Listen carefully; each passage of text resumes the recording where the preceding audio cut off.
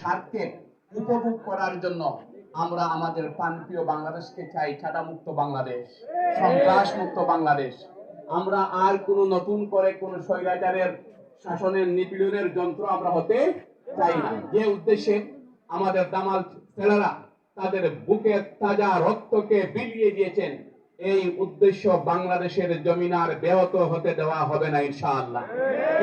সবার কথার বক্তব্যের সামারি এটাই, সবার কথা শুনলে আমরা এটাই হতো কি পেতাম। সম্মানিত উপস্থিতি, এটা শুধু এই বায়তুল মুকাররম এই এলাকার ব্যবসায়ীদের কথা নয়, এটা এদেশের 18 কোটি মানুষের কি হৃদয়ের একটা প্রতিবিম্বিত রূপ হিসাবে কি পরিগণিত হচ্ছেন আমরা মিডিয়ায় যার প্রতিচ্ছবিটি দেখতে পাচ্ছি। সম্মানিত ব্যবসায়িক নেতৃবৃন্দ, সম্মানিত ব্যবসায়ী ভাইরা, আজকে আমরা আপনাদেরকে আশ্বস্ত করতে চাই, আমরা 5 আগস্টের পর আমরা আপনাদেরকে আশ্বস্ত করে বলেছিলাম, ইতিমধ্যে স্লোগান অনেকবার উচ্চারিত হয়েছে, আমরা বলেছি ব্যবসায়ীরা ব্যবসা করবে, আমরা বিএনপি, জামায়াত, শিবির সবাই মিলিয়ে ব্যবসায়ীদেরকে আমরা পাহারা দিব। এটা ছিল আমাদের অঙ্গীকার। এই অঙ্গীকারে এখনো পর্যন্ত আমরা দৃঢ় প্রত্যয় সহকারে আপনাদেরকে বলতে চাই, এই জায়গা থেকে আমরা 1 ইঞ্চিও সরি নাই, সামনের দিনও সরব না ইনশাআল্লাহ।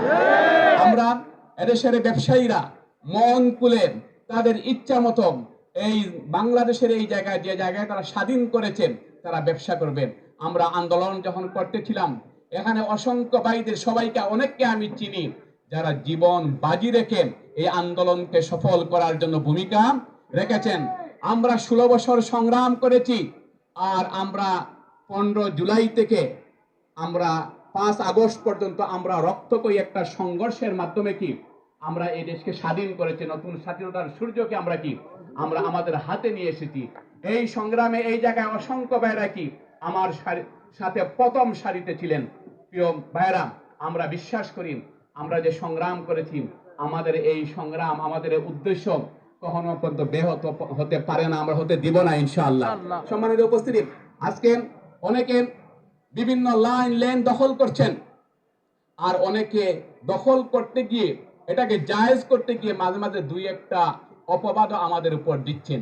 আমরা ওনাকে দখল করছি। হ্যাঁ, আমরা দখল করছি, আমরা দখল করতে চাই, আমরা দখল করব ইনশাআল্লাহ। আমরা এদেশের 18 কোটি মানুষের হৃদয়কে দখল করার সিদ্ধান্ত গ্রহণ করেছি।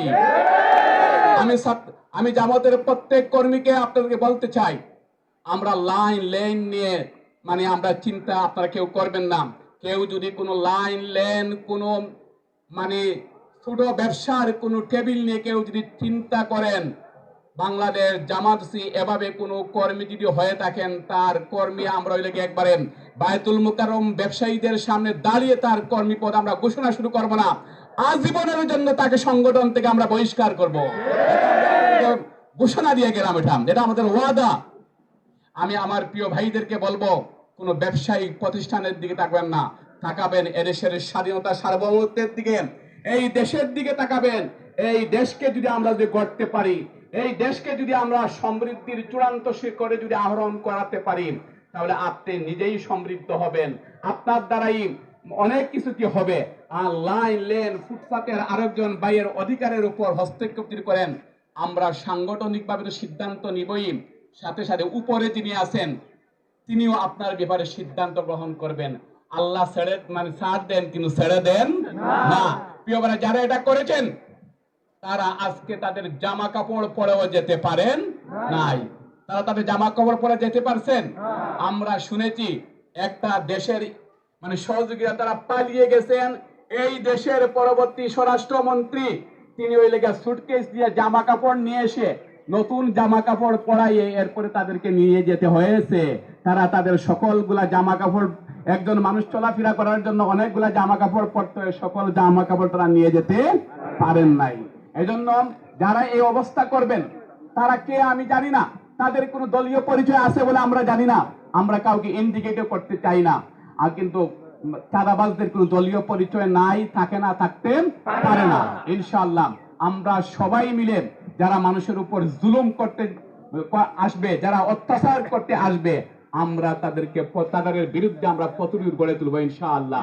এজন্য আমি ব্যবসায়িক ভাইদেরকে আমরা সাথে চাই, আমরা আপনাদের প্রয়োজনে আপনাদের সাথে আছি, কিন্তু আপনাদের জন্য এমনটা না হয় আমরা যখন আপনাদের সাথে আছে পরবর্তী জিহাদ জিহাদ জিহাদ চাই, জিহাদের সময় অনেক কি নাই এমনটা যেন আমি নাই এমনটা যেন না হয়ে যায়। এজন্য আমরা একটা সুন্দর একটা সমৃদ্ধ সৎ এবং দক্ষ মানুষের দ্বারা পরিচালিত একটা সমৃদ্ধ বাংলাদেশ গড়ার জন্য আমরা কাজ করে যাচ্ছি। আমরা আশা করছি এই বাইতুল মুকাররমের সকল ব্যবসায়ীরা আমাদের সাথে ইতিপূর্বে ছিলেন, এখনো আসেন, সামনের দিনেও থাকবেন। আমরা এদেশের